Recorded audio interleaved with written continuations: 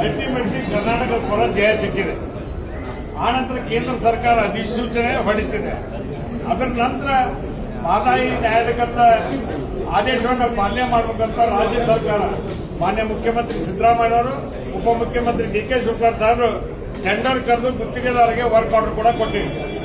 ಇಂತಹ ಸಂದರ್ಭದಲ್ಲಿ ಗೋವಾದ ಮುಖ್ಯಮಂತ್ರಿ ಗೋವಾ ವಿಧಾನಸಭೆಯಲ್ಲಿ ಯಾವುದೇ ಕಾರಣಕ್ಕೂ ಕೇಂದ್ರ ಸರ್ಕಾರ ಒಪ್ಪಿಗೆ ಕೊಡಂಗಿಲ್ಲ ಅಂತ ಹೇಳಲಿಕ್ಕೆ ಇವ್ರು ಯಾರು ಹೇಳಕ?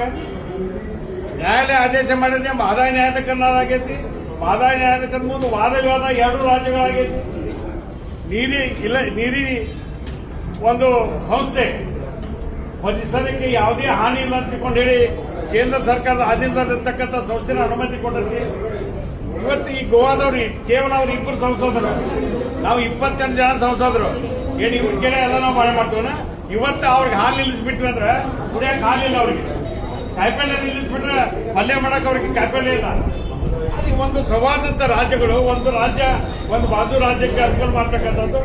ಯಾವುದೇ ಪರಿಸ್ಥಿತಿ ಒಳಗೆ ಯಾರು ಏನ್ ಗೋವಾದವ್ರು ಮನಸ್ಸು ಮಾಡಿದ್ರು ಅದನ್ನ ತಡೆ ಮಾಡಲಿಕ್ಕೆ ಸಾಧ್ಯ ಇಲ್ಲ. ಕೇಂದ್ರ ಸರ್ಕಾರಕ್ಕೆ ಮಾನ್ಯ ನಮ್ಮ ಸಚಿವರಾದಂತಹ ಪ್ರಹ್ಲಾದ್ ಜೋಶಿ ಸಾಹೇಬರಿಗೆ ವಿನಂತಿ ಮಾಡಿ ತಕ್ಷಣ ಇದು ಮಾಡ್ಬೇಕಂತ ಹೇಳಿ ಇವತ್ತು ಮಾನ್ಯ ಮುಖ್ಯಮಂತ್ರಿಗಳಿಗೆ ನಾನು ಸರ್ವಪಕ್ಷದ ಸಭೆ ಕರಿಬೇಕು ಅಂತ ಪತ್ರವನ್ನು ಕೂಡ ಕೊಡುತ್ತೆ. ಯಾರು ಸುಳ್ಳು? ಅವ್ರಿಗೆ ಕೇಂದ್ರ ಸರ್ಕಾರ ಮಾತಾಡೋಕೆ ಗೊತ್ತಿಲ್ಲ. ಎರಡು ರಾಜ್ಯದ ಮಾತು ನಡೀತಿತ್ತು, 28 ಜನ ಸಂಸದರು ನಡೀತಿದ್ದ ಕೇಳಬೇಕಾಗಿದೆ. ಭಾರತೀಯ ಜನತಾ ಪಾರ್ಟಿ ಅವ್ರು ಮಾತಾಡ್ತಲ್ಲ, ಯಾಕೆ ಈ ವಿಷಯಕ್ಕೆ ಮಾತಾಡ್ತಾ ಇಲ್ಲ? ಏನವ್ರು ನಮ್ಮ ರಾಜ್ಯಕ್ಕೆ ಬೇಡಾಗಿದೆ? ಇವತ್ತು ಅದಕ್ಕೆ ಮಾನ್ಯ ಮುಖ್ಯಮಂತ್ರಿಗಳಿಗೆ ತಕ್ಷಣ ಸರ್ವಪಕ್ಷದ ಸಭೆ ಕರಿಬೇಕಂತ ಹೇಳಿ ಪತ್ರವನ್ನು ಕೊಡುತ್ತೆ. ಉಪಮುಖ್ಯಮಂತ್ರಿಗಳಿಗೆ ಅವ್ರಿಗೆ ಕೊಟ್ಟು ಸರ್ವಪಕ್ಷದ ಸಭೆ ಕರೀರಿ, 28 ಜನ ಸಂಸದರು ಬರಲಿ, ರಾಜ್ಯದ ನಿಲ್ಲದ ಬಗ್ಗೆ ಪತ್ರ ಕೊಡ್ಲಿ.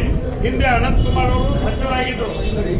ಅವರು ರಾಜ್ಯದ ಸಮಸ್ಯೆ ಬಂದಾಗ, ಜಲ ನೆಲದ ಪ್ರಶ್ನೆ ಬಂದಾಗ ರಾಜ್ಯ ಮತ್ತು ಕೇಂದ್ರ ಸರ್ಕಾರದ ನಡುವೆ ಕೊಂಡಿಯಾಗಿ ಕೆಲಸ ಮಾಡ್ತಿದ್ರು. ಆ ಕೆಲಸವನ್ನ ಇವತ್ತು ಪ್ರಹ್ಲಾದ್ ಜೋಶಿ ಅವ್ರು ಮಾಡಿ ನಮಗೆ ನ್ಯಾಯವನ್ನ ಕೊಡಿಸ್ಬೇಕಂತ ಹೇಳಿ ಮನವಿ ಮಾಡ್ತೀವಿ. ಮನವಿ ಮಾಡಿ ಅವ್ರು ಮಾಡದೇ ಇದ್ರೆ ಹೋರಾಟ ನಮ್ ಕೈಯಾಗೈತಿ, ನಾವು ಹೋರಾಟ ಮಾಡ್ತೀವಿ.